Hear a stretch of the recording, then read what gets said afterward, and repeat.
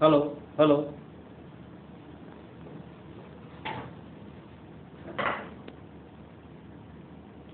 Hello hello hello hello dear students, आज हम geometry का बहुत ही इंपॉर्टेंट टॉपिक पढ़ने जा रहे हैं। टॉपिक का नाम है मास स्पैन ज्योमेट्री। पहले मैं कुछ क्वेश्चन करवाऊंगा जो हम लोग बेसिक प्रोपोर्शनलिटी थ्योरम से या रेशियो प्रोपोर्शन से हम लोग करते हैं जनरली चीज़ों को। फिर मैं ऐसी टेक्निक बताऊंगा जो आपको मजा आ जाएगा। बहुत सारे जो क्वेश्चन है वो चुटकी में हो जाते हैं, और जब हम इसको ओलंपियाड में करेंगे हायर लेवल के तो आपको और ज़्यादा मजा आएगा। ठीक है बेटे, एक टेक्निक है बिल्कुल डिफरेंट सी मास स्पैन ज्योमेट्री। उसको स्टार्ट करने से पहले कुछ मैं एग्जाम्पल देना चाहूँगा जो आप बड़े आराम से, जब नॉर्मल क्वेश्चन आप लोग करते रहते हैं। ठीक है बेटे, so let's start our topic. पहला क्वेश्चन अगर मेरे पास है कि if AD is a median, अगर हमारे पास दिया हुआ है ABC is a triangle and AD is a median, given is AD is a median. ठीक है बेटे, एक पॉइंट है ई हमारे पास, तो E is a mid point of AD. Also E is a mid point of AD. ठीक है बच्चे, हमने क्या किया, बीई को ज्वाइन कर दिया, प्रोड्यूस कर दिया, which cuts AC at a point F. Question कहता है you have to find AF upon FC. आपको ये मीडियन दे रखी है, यानी कि बीडी जो है वो डीसी के बराबर दिया हुआ है, एई जो है वो ईडी के बराबर दिया हुआ है। ठीक है बेटे, तो आपको इसमें रेशियो निकालना है एएफ अपॉन एफसी का। अभी तक जो जनरली आप लोग जो क्वेश्चन करते थे, इससे क्वेश्चन आप ऐसे किया करते हैं, जब मिड पॉइंट अगर दे रखा हो तो मिड पॉइंट से याद आती है मिड पॉइंट थ्योरम। तो दो तीन बातें मैं आपको सिर्फ रिवाइज करवा देता हूँ, आप लोगों ने पहले पढ़ रखी है। एक थी हमारे पास मिड पॉइंट थ्योरम।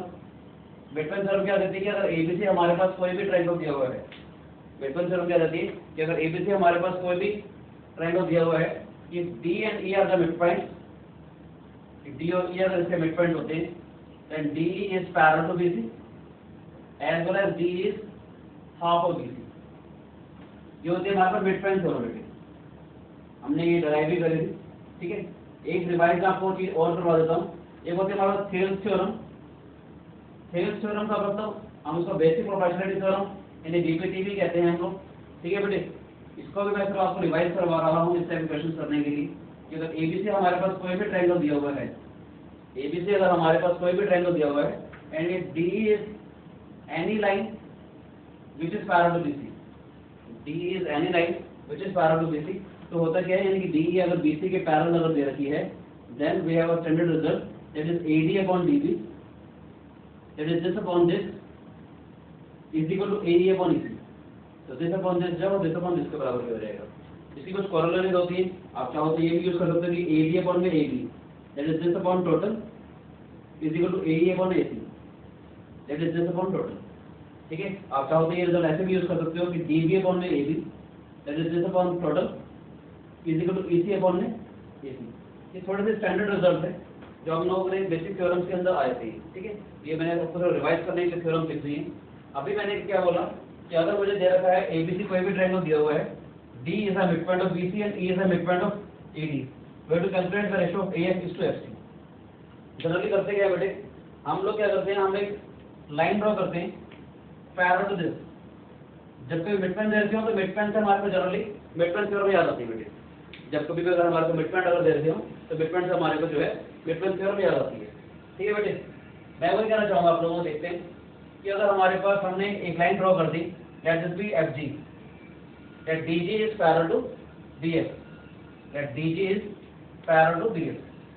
ठीक है बेटे, अब हम क्या करेंगे, अगर ये इसका मिड पॉइंट है तो इन ट्रायंगल एडीजी, अभी मैं बिल्कुल बेसिक क्वेश्चन करवा रहा हूँ आप लोगों ने कर रहे हैं, फिर मैं मास पॉइंट का कांसेप्ट इंट्रोड्यूस करूंगा धीरे धीरे। ठीक है बेटे, इन ट्रायंगल एडीजी, ई जो है वो इसका मिड पॉइंट है एडी का, ये वाली लाइन इसके पैरेलल दे रखी है, तो इसका मतलब एफ जो है वो इसका मिड पॉइंट हो जाएगा बेटे। In triangle ADG, E is the mid point of, E is the mid point of AD and EF is parallel to DG, therefore by converse of midpoint theorem, converse of mid point theorem क्या कहता है, converse of mid point theorem हमारे पास ये कहता है बेटे कि अगर जैसे हमारे पास ई जो है वो इसका मिड पॉइंट दे रखा हो, ये वाली लाइन अगर इसके पैरेलल अगर होती है तो एफ जो है वो इसका मिड पॉइंट हो जाएगा। ठीक है, by converse of mid point theorem You can say AF is equal to FG. That is F is the midpoint of this, यानी ये वाला डिस्टेंस अगर x है तो इस डिस्टेंस को भी मैं x मान लूं बेटे, ठीक है। ऐसे मैंने क्या बोला, in triangle BCF, in triangle BCF इस वाले ट्रायंगल के बारे में अगर बात करते हैं, D is the midpoint of BC, यानी क्या बोला, D is the midpoint of BC, ठीक है बेटे, and DG is parallel to BF, DG वाली लाइन BF के पैरेलल है। Again by conversion midpoint theorem हमारे पास क्या आ जाएगा, FG जो है वो GC के बराबर आ जाएगा। By conversion midpoint theorem again हमारे पास क्या आ जाएगा कि FG जो है वो GC के बराबर आ जाएगा, यानी ये भी x आ जाएगा बेटा हमारे पास। So that what we have is this also x and this is also x। सो अगर मुझे AF/FC का रेशियो अगर निकालना था, AF/FC का रेशियो कितना आ जाएगा, x/2x, that is ratio comes out to be equal to 1:2। इस सिंपल से मैंने क्वेश्चन लिया है कि अगर D अगर इसका मिडपॉइंट दे रखा हो, E अगर इसका मिडपॉइंट दे रखा हो, मुझे अगर AF/FC का रेशियो निकालना हो, तो सिंपल से एक टेक्निक थी, मुझे इसका रेशियो आ जाएगा x/2x यानी 1:2। यहाँ तो कोई शिक है, ठीक है बेटे। अगला कुछ क्वेश्चन करते हैं हम लोग।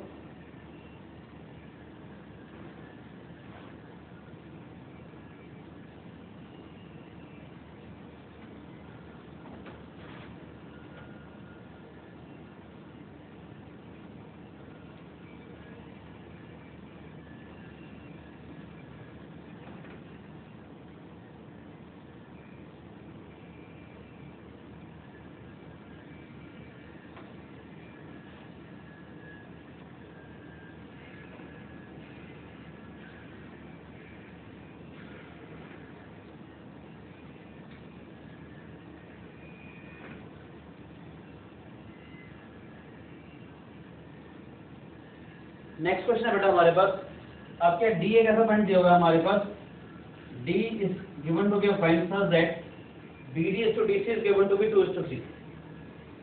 अब गिवन क्या है बेटा हमारे पास कि D is a point on BC such that BD upon DC is given to be equal to 2:3 and E is a point on AD such that E is a point on AD such that it is being given that AE upon ED is given to be equal to 4:5। ये जो ratio दे रखा है बेटा ये 4:5 दे रखा है।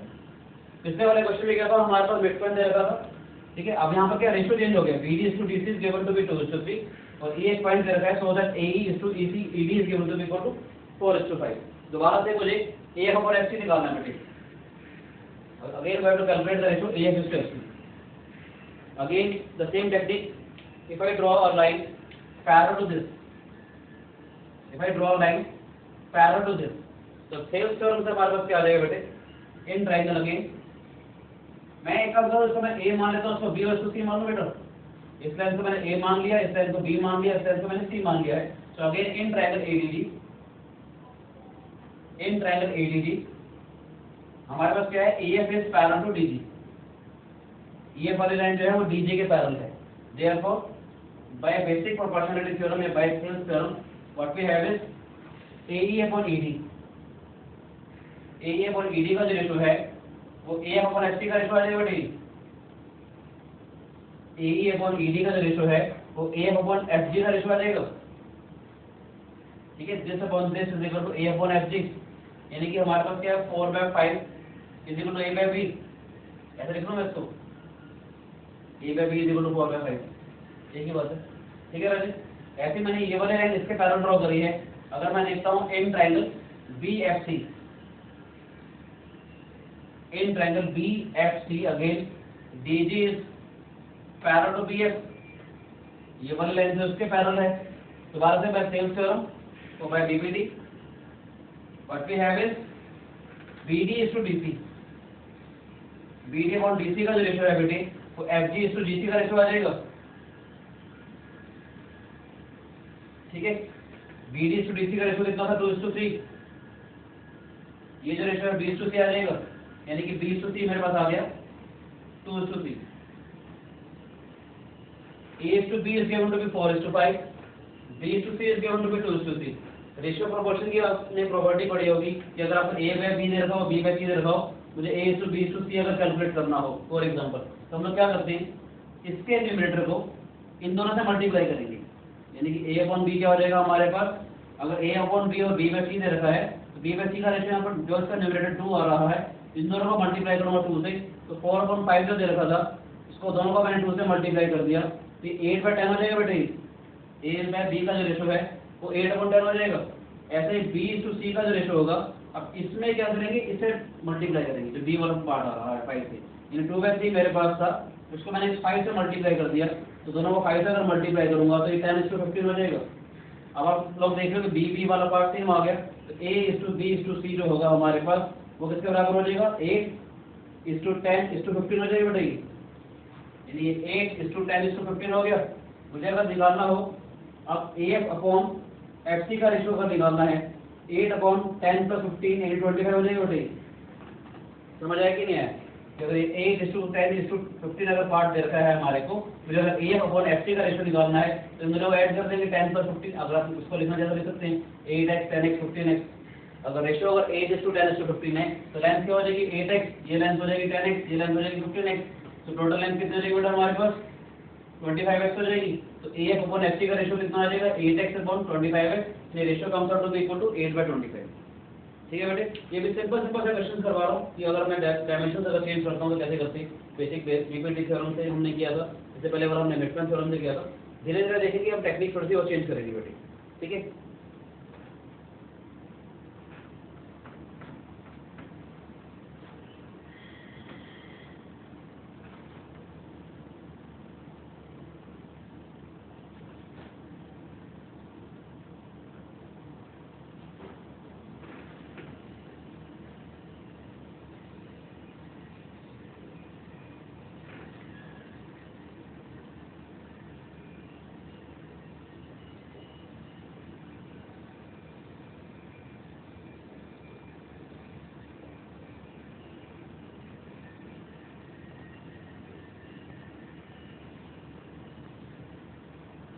अब अपने जनरल क्वेश्चन करते हैं बेटे।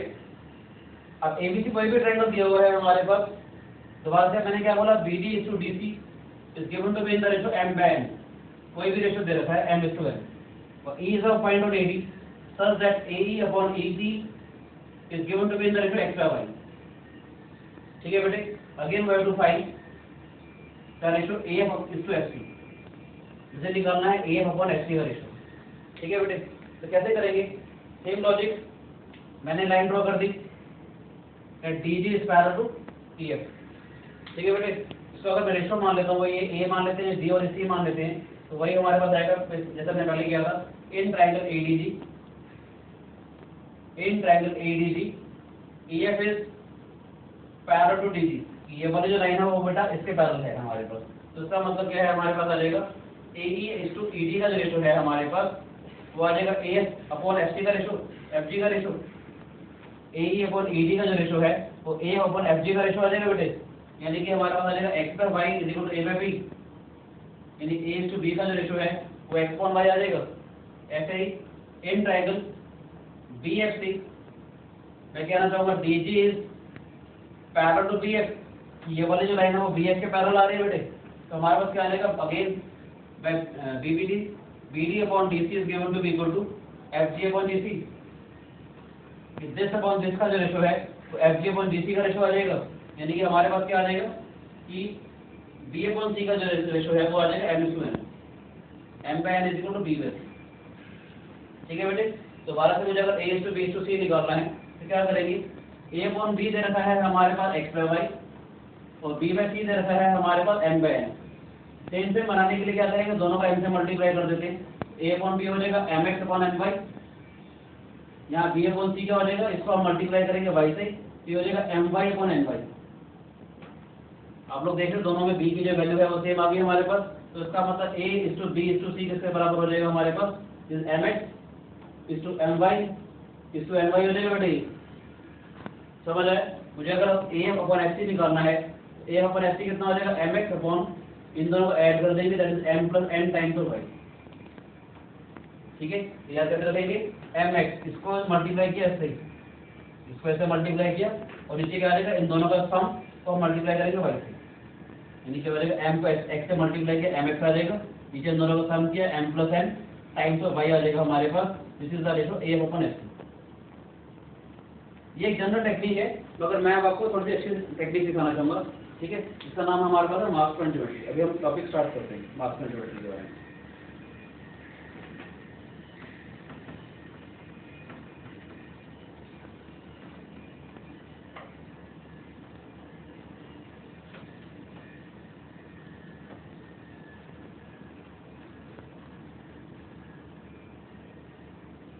मैं ये कहना चाहता हूँ बेटा आप लोगों को कि अगर मेरे पास एक रोड है AB, अगर हमारे पास एक रोड है AB, मान लेते हैं इस पे हमने जो वेट दे रखा है, इस पे 3 kg का वेट है, और B पे भी हमारे पास 3 kg का वेट है, ठीक है बेटे। इसमें भी मैंने कहा 3 kg का वेट है, इस पे भी हमारे पास 3 kg का वेट है। बैलेंस अगर मुझे इसके वेट में अगर बैलेंस करना है, ठीक है बेटे, तो बैलेंस में कितना होगा, 3 + 3 6 वेट हो जाएगा हमारे पास, मिडल में अगर बैलेंस करना है। तो मैंने कहा अगर 10 सेंटीमीटर की या 10 यूनिट की थी, 10 मीटर की अगर है, तो 5 मीटर 5 यूनिट यहाँ लेगा। मैंने कहा AB अगर एक रोड है फॉर एग्जाम्पल 10 मीटर की, मुझे अगर इसको बैलेंस करना है at the middle, M is the mid point of AB, तो इसका मतलब क्या है, 3 किलो वजन यहाँ पर था, 3 किलो वजन यहाँ पर था, तो टोटल नेट वेट बैलेंस करने के लिए 6 वेट आ जाएगा हमारे पास, ठीक है। और ये 5 और 5 आ जाएगा हमारे पास, बैलेंस बिल्कुल बीच में हो जाएगी हमारे पास, ठीक है। तो मार्क्स एंड ज्योमेट्री के लिए क्या क्या चीज आपको याद रखनी पड़ेगी।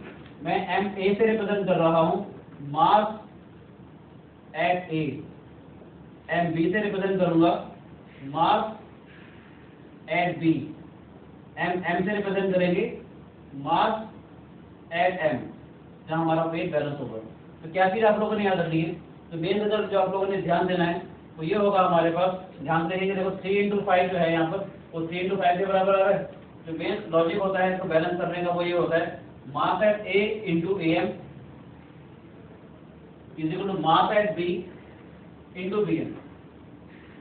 एक तो ये रूल होता है बेटा हमारे पास, ठीक है। दूसरा रूल क्या हो जाएगा, mass at M is equal to mass at A plus mass at B, जो मुझे बैलेंस करना है। ये दो बातें होती है जो हमारे को ध्यान देनी है कि अगर क्या बैलेंस कर रहे हैं, क्या तरीका होगा कि जितना वेट यहाँ पर आ रहा है, जैसे 3 × 5 इज इक्वल टू 3 × 5 15 बैलेंस होना चाहिए, और ये जो है इन दोनों का सम के बराबर होना चाहिए। आपको समझाने के लिए मैं एक चीज और सिखा देता हूँ। मान लेते AB मेरे पास दोबारा से 10 यूनिट की रोड है, बैलेंस मुझे यहाँ पर करना है 1 यूनिट पे, यानी ये 1 यूनिट है और ये 9 यूनिट है।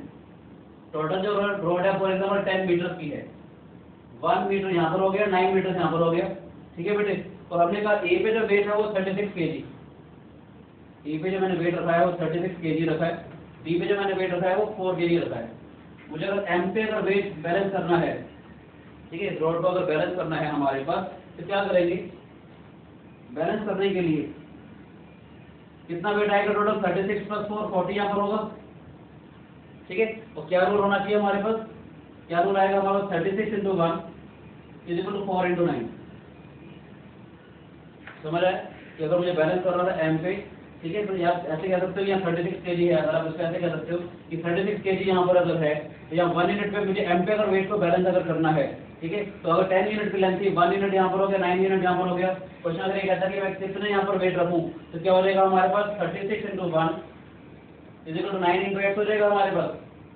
क्वेश्चन अगर ये कहता है कि यहाँ पर 36 यूनिट का वेट रखा है और मुझे M पे अगर बैलेंस करना है, ठीक है, तो मैं यहाँ पर कितना वेट रखूँ, या रोड का कितना वेट हो जाएगा उस केस में, यहाँ पर भी मान लो मुझे अगर नहीं गिवन, तो क्या हो जाएगा, 36 × 1 इज इक्वल टू 9 × x, तो x कितना हो जाएगा हमारे पास 4 kg, ठीक है बेटे, ये 4 kg आ जाएगा हमारे पास, और टोटल वेट यहाँ पर कितना हो जाएगा, 36 + 4 आ जाएगा 40 kg। समझ आए, तो रूल क्या हो जाएगा हमारे पास, पहला रूल हो जाएगा मास एट A × AM, जहाँ पर मुझे बैलेंस करना था, is equal to mass at B × BM आ जाएगा हमारे पास, और टोटल वेट कितना हो जाएगा, दोनों का वेट M1 + M2, ठीक है। यानी कि अगर मैं इसको जनरलाइज करता हूँ, यहाँ पर A है हमारे पास, यहाँ पर B है हमारे पास, ठीक है, यहाँ पर हमने वेट रखा है M1, तो यहाँ पर हमने वेट रखा है M2। आप कह सकते हैं वेट यहाँ पर रखा हुआ रोड के ऊपर, ठीक है, यहाँ पुली है जैसे हम रखते थे यहाँ पर, ठीक है, हिंज वाले क्वेश्चन होते हैं हमारे पास, ठीक है। तो यहाँ पर मैंने कहा ये वाला पॉइंट M अगर है, मान लेते हैं यहाँ पर हमने M1 वेट रख दिया, यहाँ पर हमने M2 वेट रख दिया, ठीक है। ये जो लेंथ है वो L1 है, और ये वाली लेंथ हमारे पास L2 है। ये वाला पॉइंट A है हमारे पास, ये वाला पॉइंट B है हमारे पास, हमने M1 वेट रख दिया ऊपर, M2 वेट यहाँ पर रख दिया। बैलेंस करने के लिए क्या आएगा हमारे पास, M पे बैलेंस हो जाएगा हमारे पास, ठीक है बेटे।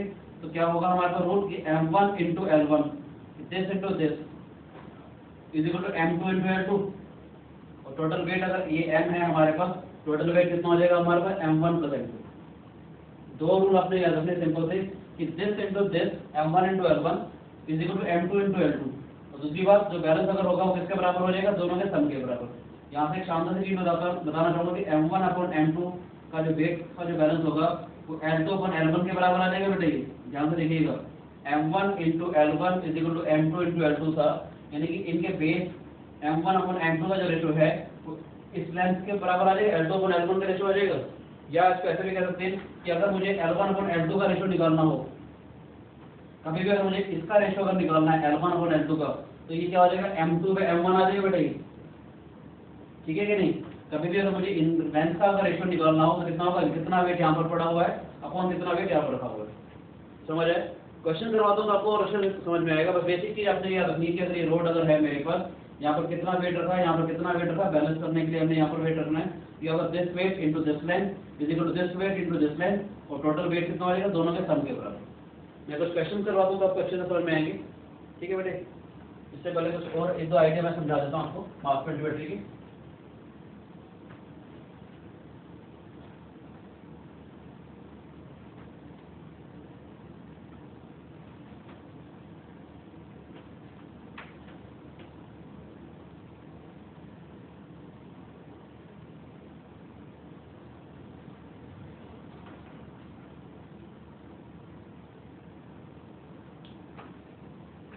एक आइडिया मैं आपको और समझा देता हूँ कि अगर ये A है और ये B है हमारे पास, अगर बैलेंस अगर हुआ पड़ा है हमारे पास 100 kg जो वेट है वो M पे बैलेंस हुआ पड़ा है। मुझे निकालना कि मैंने x kg कितना रखा था, y kg कितना रखा था, सच दैट ये लेंथ आपको दे रखी है 2 यूनिट और ये लेंथ दे रखी है 8 यूनिट। ठीक है बेटे। क्वेश्चन कहता है कि मैं x वेट और y वेट कितना रखूं कि जो बैलेंस है वो 100 M पे जो टोटल वेट जो है वो 100 kg हो जाए। तो पहले एक चीज क्या दे रखी है कि x plus y is equal to 100, इसका मतलब टोटल वेट तो 100 होना चाहिए, बैलेंस एट m है हमारे पास।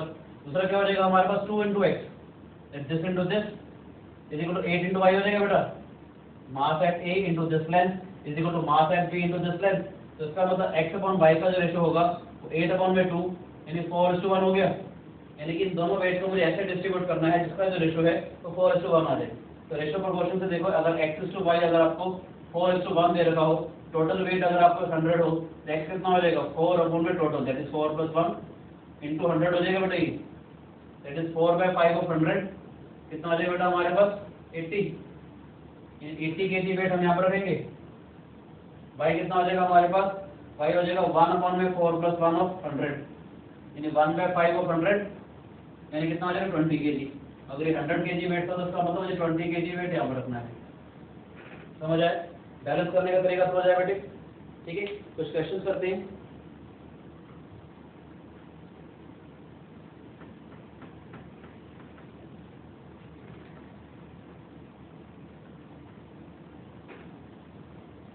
पहला क्वेश्चन है बेटा हमारे पास कि हमारे पास ABC कोई भी ट्रायंगल दिया हुआ है। हम अलग अलग तरीके से इस क्वेश्चन को करेंगे। ABC is given to be a triangle such that there are the two cVLs AD और BE जो है हमारे पास कोई भी cVLs दे रखी हैं। Let their cVLs add up, ठीक है, let the intersect add up and O।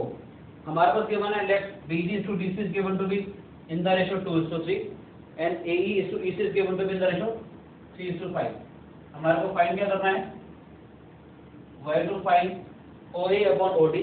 एक रिजल्ट मुझे निकालना है for example OA upon OD। ठीक है। सेकंड मुझे निकालना है OB upon OE।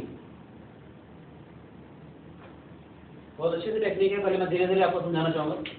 ABC कोई भी ट्रायंगल दिया हुआ है, D is a point such that BD is to DC is given to be in the ratio 2:3 and AE is to EC is given to be in the ratio 3:5। We have to calculate the ratio OA upon OD and we have to calculate OB upon OE। ठीक है बेटे। क्या करेंगे, हम कहीं से भी इस क्वेश्चन को स्टार्ट कर सकते हैं। ठीक है, A से भी कर सकते हैं, B से भी कर सकते हैं, C से भी कर सकते हैं, और धीरे धीरे देखेंगे कहाँ से स्टार्ट करेंगे ये देखो। ठीक है। तो जानबूझ के सबसे पहले मैं स्टार्ट कर रहा हूँ A से। मान लीजिए हर एक जगह से हमारा आंसर सेम आएगा बेटे। ध्यान से देखिएगा, पहले मैं जानबूझ के सारी बातें लिख रहा हूँ क्योंकि आप पहला क्वेश्चन कर रहे हैं मास स्पेक्ट्रोमेट्री का। धीरे धीरे जैसे आपको समझ आना शुरू होगा तो हम स्पीड भी बढ़ा देंगे। ठीक है राजे। तो ये क्या है हमारे पास, मास एट A को मैं MA मान लेता हूँ, मास एट C को मैंने MC मान लिया, मास एट B को मैंने MP मान लिया। तो पहले लॉजिक से क्या होगा हमारे पास, mass at A into A is equal to mass at C into C this into this is equal to M C into 5 आ जाएगा बेटे, समझ आए। इसको लिख सकते हैं mass at A into 3 is equal to mass at C into 5, समझ आए। तो इसका मतलब क्या, मास एट ए और मास एट सी का जो रेशो आया वो 5/3 आ जाएगा, ठीक है। यानी कि देखा जाए तो ये वाला जो वेट 5 दिया होगा, ये वाला वेट मैं याद दूंगा, यानी कि ये 5 आ गया और ये रख दिया मैंने 3। अभी अपने कन्वीनियंस के लिए मास एट ए मैंने 5 kg मान लिया, इसको मैंने 3 kg मान लिया, समझ आया कि नहीं आया। दोबारा से देखेंगे, mass at A into 3 is equal to mass at C into 5, ठीक है बेटे। M A into 3 is equal to M C into 5, तो M A upon M C का जो रेशो 5/3 आ गया। इसका जो वेट आएगा और यहाँ का जो वेट आएगा वो 5:3 रेशो में आएगा। जरूरी नहीं कि 5 और 3 लूँ, मैं 5 का मल्टीपल अगर 10 लेता हूँ तो 6 भी ले सकता हूँ, अगर मैं 15 लेता हूँ तो 9 भी ले सकता हूँ, मगर पहले मैं जानबूझ के 5 और 3 ले रहा हूँ, ठीक है। देखते क्या आता है हमारे पास, कि अगर यहाँ पर 5 आया, यहाँ पर 3 आ जाएगा, कोई शिकायत, ठीक है। मिडल में वेट कितना आएगा, ई पे वेट कितना हो जाएगा, दोनों का टोटल, अगर ये 5 है और ये 3 है तो 5 + 3 यानी कि हमारे पास आ जाएगा 8, समझ आया। ई पे जो वेट आएगा इन दोनों का टोटल हो जाएगा बैलेंस एट ई, यानी कि वेट है हमारे पास बैलेंस हो रहा है ई पे, ठीक है बेटे। अगला करते हैं हम लोग, क्या आएगा, बीसी वाली रोड को देखते हैं। तो इसका मतलब बीसी वाली रोड को अगर मैं देखूंगा तो क्या आएगा, mass at B into B D is equal to mass at C into C D, ठीक है बेटे। तो mass at B, B D कितना है 2 units, B D is given to be 2 units.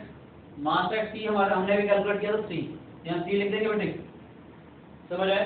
C D कितना आया था हमारे पास 3, सी क्या हो जाएगा, मास एट डी कितना हो जाएगा हमारे पास 9/2, यानी ये जो वेट आएगा ये कितना आ जाएगा हमारे पास, दिस वेट इज 9/2, ठीक है बेटे, दिस वेट इज 9/2, समझ आया। ए पे हो गया हमारे पास 5, सी पे हो गया 3, इस पे हो गया 9/2, डी पे कितना हो जाएगा हमारे पास, डी पे हो जाएगा हमारे पास mass at D is 9/2 + 3 this plus this, balance at D हो रहा है ना बेटे, तो ये कितना हो जाएगा 2 × 3 6, 6 + 9 दिस इज 15/2, तो मास एट डी हो जाएगा हमारे पास 15/2, ठीक है। सबसे इम्पोर्टेंट जो चीज है याद रखिएगा, सबसे इम्पोर्टेंट चीज क्या है हमारे पास, याद रखिएगा कि mass at O along, you can say along AD and BE must be same। ये सबसे काम की चीज है बेटे, क्वेश्चन की चेक करने के लिए कि आपका काम ठीक आ रहा है या नहीं आ रहा है। सबसे इम्पोर्टेंट रूल ये है हमारे पास कि O पे जो मास आएगा AD के अलॉन्ग और BE के अलॉन्ग वो सेम होना चाहिए। सेम नहीं है तो दो बातें होंगी, या तो आपने कोई कैलकुलेशन में गड़बड़ करिए, या मैंने बोला था ना 5/3 है तो 10 और 6 वगैरह भी ले सकते हो, ठीक है। तो याद रखना mass at O must be equal, देखना चाहें देख सकते हैं, mass at O along A कितना है, mass at O along AD, AD के अलोंग देखेंगे तो मास एट ओ कितना आ रहा है बेटे, ए पे था हमारे पास 5, इस पे था हमारे पास 15/2, तो 5 + 15/2 कितना आ जाएगा, 2 × 5 10, 10 + 15 25/2, ठीक है बेटे। ये आ रहा है हमारे पास 25/2 अलोंग एडी, ठीक है। अगर मैं बीई के रिगार्डिंग बात करता हूँ, बीई के रिगार्डिंग अगर हम बात करते हैं तो बीई के हिसाब से मास एट ओ कितना हो जाएगा, मास एट ओ हो जाएगा, ये 9/2 था हमारे पास, दैट इज 9/2, ये कितना था 8, ठीक है बेटे। तो 2 × 8 16, 16 + 9 again comes out to be 25/2। ये दोनों का सेम होना बहुत जरूरी है बेटे, अगर सेम नहीं आ रहा तो उसका मतलब समझ लीजिएगा आपने कहीं ना कहीं गलती करी है, ठीक है। आप क्वेश्चन खत्म हो जाएगा, देखिएगा हमारे पास क्या है, ये 5 हो गया, ये 8 हो गया, ये 3 हो गया, ये 9/2 है, 15/2, ये 25/2। आप क्वेश्चन बड़े आराम से खत्म हो जाएगा। ध्यान से देखते हैं, मुझे कैलकुलेट करना था OA/OD, हमारे पास कैलकुलेट करना था OA/OD। तो वैसे मैं अगर आपको वैसे बता देता हूँ, वैसे करना चाहेंगे तो आप ऐसे भी कर सकते हैं, MA × OA = MD × OD, यानी कि OA/OD हो जाएगा mass at D / mass at A, ठीक है बेटे। यानी आप डायरेक्ट लिख सकते थे कि OA/OD कितना हो जाएगा हमारे पास, mass at D / mass at A। अगर याद हो तो मैंने कहा भी था m1 into L1 is equal to m2 into L2। तो मुझे अगर L1 अपॉन L2 का रेशियो निकालना था तो किसके बराबर आ जाएगा, इसका वेट अपॉन में इसका वेट। ठीक है बेटे, तो क्या हो जाएगा हमारे पास OA अपॉन OD आ जाएगा हमारे पास, दिस इज 15/2। ठीक है, अपॉन A का वेट कितना है 5, कितना हो जाएगा 15/2 इंटू 1/5 यानी कि 3:2। समझ आया, इजी हो गया काम। ठीक है, अभी हम इसको दूसरे तरीके से भी करेंगे तो आपको जस्टिफाई हो जाएगा। ठीक है बेटे, ऐसे मुझे अगर निकालना है OB अपॉन OE, मुझे अगर निकालना था OB upon OE this upon this, तो क्या हो जाएगा हमारे पास, ये हो जाएगा mass at E upon mass at B। आप देखना चाहते हैं कैसे है तो आप यहाँ से देख सकते हैं कि mass at B into OB is equal to mass at E into OE। यानी कि मुझे अगर OB अपॉन OE निकालना है तो क्या आ जाएगा ME अपॉन MB, यानी मास एट E कितना था हमारे पास 8, मास एट B कितना है हमारे पास 9/2, ये कितना हो जाएगा 8 इंटू 2/9, यानी आंसर कम्स आउट टू 16/9। समझ आया, कोई शिकायत? मैं जानबूझ के यहाँ लिख रहा हूँ आंसर ताकि मैं अगर इसको दूसरे तरीके से अगर करूंगा तो आपको वेरीफाई हो जाए कि OA अपॉन OD का जो हमारा अभी रेशियो आया था दैट कम्स आउट टू 3/2। हम इसको डिफरेंट अप्रोचेस से करेंगे ताकि आप लोग वेरीफाई भी कर सके कि OB अपॉन OE मेरे पास अभी आया दैट इज 16/9। ठीक है बेटे, दोबारा से आप समझना चाहे समझ सकते हैं। अभी मैंने A से स्टार्ट किया था, अब मैं इसको B से स्टार्ट करूंगा तो मैं C से स्टार्ट करूंगा, देखते हैं कि कैसे कैसे चीजें कन्वर्ट होती चली जाती है। ठीक है, दोबारा देखना चाहे दोबारा देख सकते हैं। मास एट A पहले क्या बोला 3:5 रेशियो था हमारे पास, ये 3:5 दे रखा है, 2:3 दे रखा है। मैंने क्या बोला था mass at A into 3 is equal to mass at C into 5, that is mass at A into 3 is equal to mass at C into 5। तो MA अपॉन MC का रेशियो है 5:3। ठीक है, आप डायरेक्ट भी लिख सकते थे, ये वाला 5 आ जाएगा, ये वाला 3 चला जाएगा, दोनों का सम आ गया। ठीक है बेटे, अगले के लिए क्या करेंगे, ये 3 आ गया था तो इसका मतलब this into this mass at B into 2 is equal to 3 into 3। ठीक है बेटे, यानी कि mass at B into 2 is equal to 3 into 3 is 9। तो मास एट B कितना आ जाएगा 3 इंटू 3 9 अपॉन में 2 दैट इज 9/2। ये आ गया 9/2। चेक करेंगे, यहाँ पर 3 था, यहाँ पर 9/2 था, दोनों को ऐड कर देंगे तो 3 + 9/2 हमारे पास आ जाएगा, 3 + 9/2 हमारे पास आ जाएगा 15/2। ये लिखा मैंने 3 + 9/2, ये हमारा टोटल वेट आ जाएगा 15/2। ठीक है राजेश, तो ये हमारे पास क्या है, ये बस एक चीज याद रखना कि O पे वेट बराबर आना चाहिए। ये 5 था, ये 15/2 था, दोनों को अगर हम ऐड करेंगे 5 + 15/2 ये आया 25/2। ऐसे B के अलॉन्ग अगर ऐड करूंगा तो 9/2 + 8 9/2 + 8 ये भी 25/2। O पे सेम आना बहुत जरूरी है। अब क्वेश्चन सीधा खत्म हो जाएगा कि OA अपॉन OD का रेशियो कितना हो जाएगा, mass at D upon mass at A, यानी OA अपॉन OD हो जाएगा 15/2 अपॉन 5 यानी कि 3/2। ऐसे ही अगर मुझे OB अपॉन OE निकालना था तो किसके बराबर आ जाएगा, mass at E upon mass at B, यानी कि OB अपॉन OE आ जाएगा 8/9/2, यानी सिंपलीफाई किया 16/9। ठीक है बेटे, अब मैं इसको B से स्टार्ट करूंगा, फिर देखते हैं कि हमारा आंसर ये आता है कि नहीं आता। ठीक है,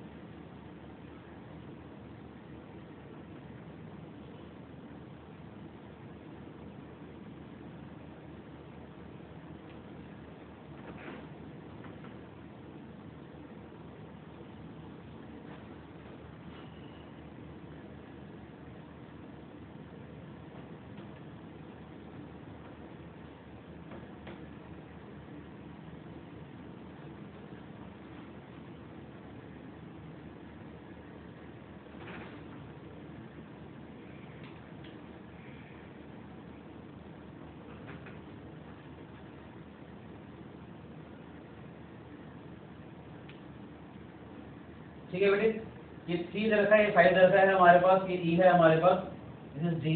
तो मुझे दोबारा से वही निकालना है, मैं इसको स्टार्ट कर रहा हूँ B से, तो will start it from B। ठीक है, अगर B से स्टार्ट करते हैं दोबारा से देखते हैं, mass at B small b, mass at C small c and mass at A is represented as ME। ठीक है राजेश, तो अगर B से स्टार्ट करेंगे तो क्या आएगा, मास एट B, आप पहली बार कर रहे हैं इसलिए मैं सारी चीजें लिख रहा हूँ बेटे आराम से ताकि आपको समझ में आ जाए। तो mass at B into BD is equal to mass at C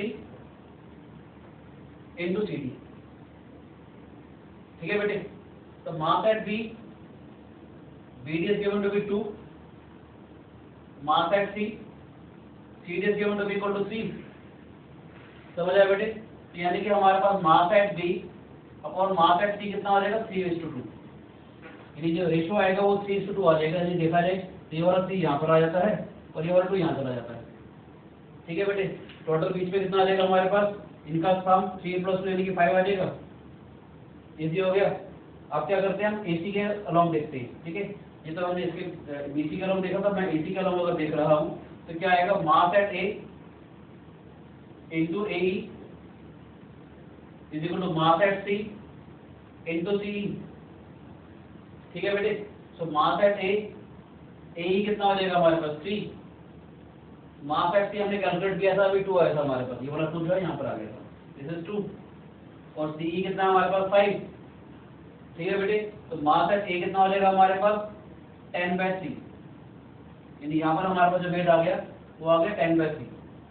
ठीक है बेटे, अगर मैं वेट E पे का चेक करना चाहूँ, E पे वेट कितना आ जाएगा, E पे वेट आ जाएगा mass at A, mass at E कितना होगा, मास at A plus mass at C, इन दोनों का सम आ जाएगा बेटे, तो क्या आ जाएगा 10/3 + 2 कितना आ जाएगा 6 + 10 16/3 आ जाएगा बेटे, 3 × 2 6 6 + 10 16/3 आ जाएगा मास एट E।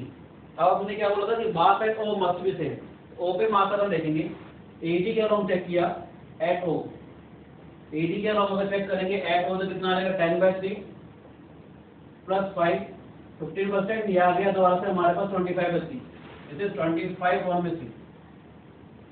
ठीक है बेटे, यानी अगर मैं BE के अलाउंग चेक करता हूँ, ये चेक करना बहुत जरूरी है बेटे, अगर मैं BE के अलाउंग चेक करता हूँ तो क्या आ जाएगा हमारे पास 3 + 16/3, तो 3 + 16/3 9 × 6 9 + 16, ये भी सेम आ गया हमारे पास 25/3। ये बहुत जरूरी चीज है कि mass eight O must be same. ठीक है, तो अब मुझे क्या निकालना है, OA/OD, हमारे को निकालना था OA/OD, ये किसके बराबर हो जाएगा, ये हो जाएगा mass at B upon mass at A, this upon this का मतलब क्या आ जाएगा, इतना वेट अपॉन इतना वेट।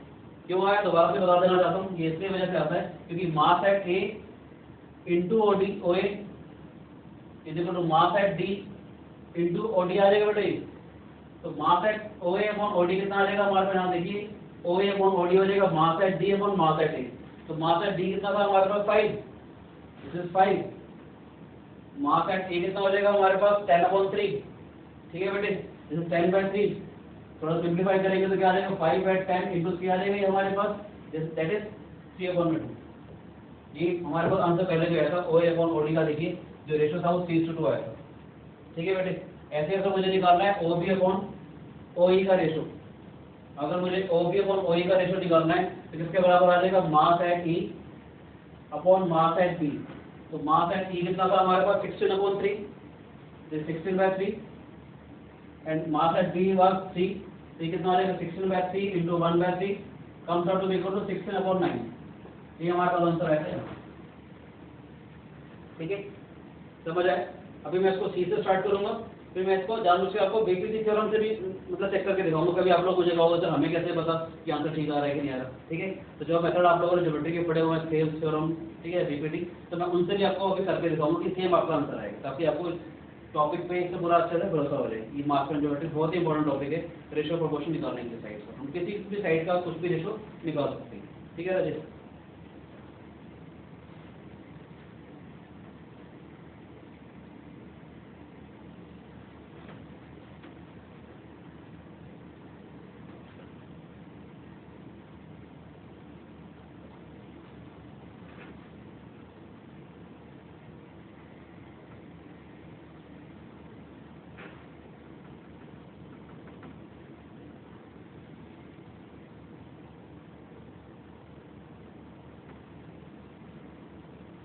अब हम इसको स्टार्ट करेंगे, स्टार्ट फ्रॉम C, क्योंकि आप लोग देखना चाहेंगे कि मैं कहाँ से स्टार्ट करूँ कि मेरा जो क्वेश्चन है थोड़ा सा आसान हो जाए। आंसर तो देखो सबसे सही में आ रहा है, तो mass at A is A, mass at B is MB, mass at C is MC। वही चीज हमारे पास दे रखी है, ABC is a triangle, AD and BE are the segments such that this is in the ratio 2:3 and this is in the ratio 3:5. We have to calculate OA/OD and OB/OD। ठीक है राजेश, अब C से start करके देखते हैं तो पता चलेगा कि कौन सा पैटर्न हमारा सबसे ज्यादा आसान है। ध्यान से अगर देखा जाए, अभी क्या था, हमने A से स्टार्ट किया तो 5 यहाँ चला गया था, 3 यहाँ आ गया था। जब बी से स्टार्ट किया तो 3 यहाँ चला गया था, 2 यहाँ पर आ गया। अगर सी से स्टार्ट कर रहा हूँ, जहाँ पे देखा ये कहता है कि 2 का मल्टीपल होना चाहिए, ये कहता है कि 3 का मल्टीपल होना चाहिए। समझ आ रहा है कि नहीं आ रहा? अगर मैं सी से स्टार्ट करता हूँ, ये वाली रोड कहती है कि ये तो 2 का मल्टीपल होना चाहिए, ये वाली रोड कहती है कि 3 का मल्टीपल होना चाहिए। इस टाइप के क्वेश्चन में हम लोग क्या करेंगे, जो ये वाले डिस्टेंसेस हैं हमारे पास, हम इसका एलसीएम ले लेंगे। LCM of 2 and 3, LCM of 2 and 3 कितना बनेगा? 6। ठीक है, तो हम मास एट सी लेंगे 6, मास एट सी कितना लेंगे? 6, which is the LCM of 3 and 2। ये आइडिया समझ आया? क्योंकि ये कह रहा था कि 2 का मल्टीपल, क्योंकि 2 into समथिंग 6 into समथिंग, और ये क्या आता था हमारे पास, मतलब होता क्या था, mb into 2, ऐसे कर सकते हो, mb into 2 equal to this into c आता था ना हमारे पास, यानी कि ये वाला पार्ट यहाँ चला जाता था, ये वाला पार्ट यहाँ चला जाता था। इसमें क्या होता था, 3 वाला पार्ट यहाँ आ जाता था, 5 वाला यहाँ आ जाता था हमारे पास। ठीक है, तो हम लोग क्या करेंगे, जो दूर वाले आ रहे हैं तो हम इसका एलसीएम लेंगे, और आपको धीरे धीरे समझ में आ जाएगा कि सबसे आसान टेक्निक ही ये वाली है। ठीक है, क्यों आप देखेंगे ये 2 का एलसीएम और 2 और 3 का एलसीएम कितना आ गया? 6। ठीक है, अब देखते हैं अगर MCX जो है 6 अगर आ गया तो क्या आ जाएगा? MA mass at A into AE is equal to mass at C into C। C आ जाएगा बेटा हमारे पास, mass at A into AE is equal to mass at C into C आ जाएगा हमारे पास। तो मास एट A मुझे अगर निकालना है तो किसके बराबर आ जाएगा? दिस इज 3, ये 6 आ गया था हमारे पास, और ये कितना आ गया था? 5। ठीक है बेटे, तो मास एट A कितना आ जाएगा? 30/3 यानी 10 आ जाएगा। कैलकुलेशन करके 6 into 5 30, 30 को 3 से डिवाइड कर देंगे, 10 आ जाएगा बेटा हमारे पास। तो ये हमारे पास 6 था, ये हमारे पास आ गया 10, यानी 6 था, ये 10 है, तो कितना आ जाएगा? 16। मास एट डी कितना आ जाएगा? 16। समझ आए बेटे? अगर बीसी का लॉन्ग देखते हैं, अगर मैं बीसी का लॉन्ग देखूंगा तो mass at B into B D is equal to mass at C into C D आ जाएगा बेटा हमारे पास। ठीक है, तो mass at B, B D कितना है हमारे पास? 2, मास एट सी कितना था? 6, और सी डी कितना बेटा हमारे पास? 3, 6 into 3, तो मास एट बी कितना हो जाएगा हमारे पास? 18/2 यानी कि 9। इसका फायदा क्या होता है कि आपके पास कोई भी फ्रैक्शन में नहीं आएंगे, आपको सारे इंटीग्रल मल्टीपल आ रहे होंगे, यानी कि ये हमारे पास 6 है, ये 9 है, तो 15 हो जाएगा बेटा हमारे पास। ठीक है, अगर मैं ओ पे चेक करूंगा तो 10 + 25 ये आ गया, 10 + 15 आ गया 25। ठीक है, इसको ध्यान से देखेंगे तो 9 + 16 ये भी हमारे पास 25 आ गया। मास एट सी लेने का फायदा क्या हुआ, हमारे पास कोई भी फ्रैक्शन में नहीं आया, डायरेक्ट आपके मल्टीपल आते चले गए। तो पहली चीज क्या रखनी थी, 3 का मल्टीपल था, 2 का मल्टीपल था, हमारे पास उसका एलसीएम लेना है। ठीक है, ये सारे वेट आप देख लीजिए, बैलेंस हो गए। 6 + 10 16 आ गया, 6 + 9 15 आ गया, 10 + 15 25 आ रहा है, 16 + 9 25 आ रहा है, वेट इज बैलेंस। ओके, अब मुझे अगर OA/OD निकालना है, अब अगर मुझे निकालना है OA/OD तो किसके बराबर आ जाएगा? Mass at D upon mass at O. ठीक है बेटे, तो OA/OD का मतलब mass at D upon mass at A, तो उसका मतलब क्या आ जाएगा? 15/10। आसान हो गया बेटे? 15/10 का मतलब क्या आ जाएगा हमारे पास? 3/2। ठीक है, ऐसे अगर मैं कैलकुलेट करना चाहता हूँ कि OB/OE, तो OB/OE कितना आ जाएगा हमारे पास? Mass at E upon mass at B।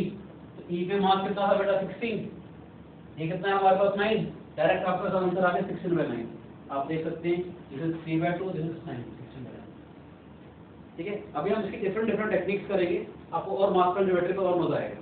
अच्छा, पहले एक चीज और करते हैं, पहले मैं इसको दिखा देता हूँ बीपीटी से कैसे करते हैं, बेसिक प्रोपोर्शनलिटी थ्योरम से। क्योंकि आपको विश्वास कैसे होगा कि हमारे आंसर ठीक आ रहे कि नहीं आ रहे, तो मैं आपको इसके प्रूफ बताता हूँ बेसिक प्रोपोर्शनलिटी थ्योरम से भी।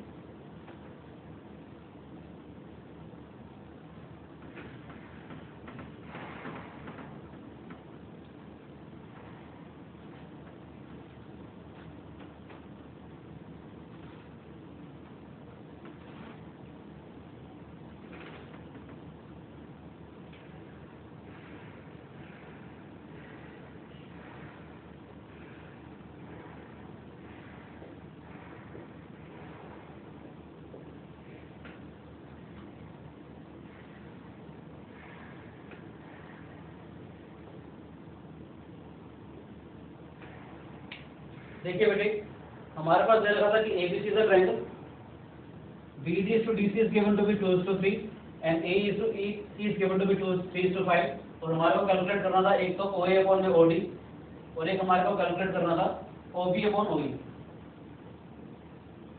ठीक है बेटे, तो देखिए हम लोग क्या करते हैं, दो तरीके मेरे पास है।